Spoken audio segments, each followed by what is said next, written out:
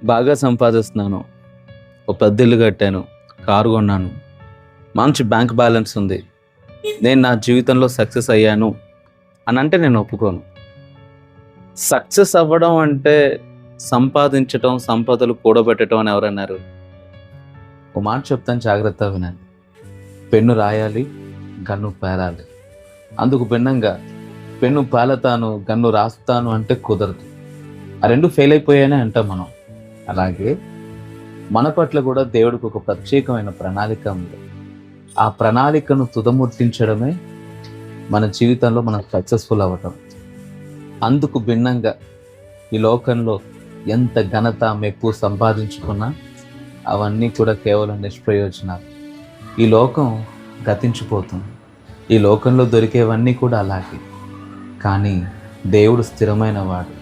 ఆయన దృష్టికి మీరు ప్రయోజకులుగా ఉండాలి. ఇంతకీ మీరు మీ జీవితంలో సక్సెస్ఫుల్ అయినా?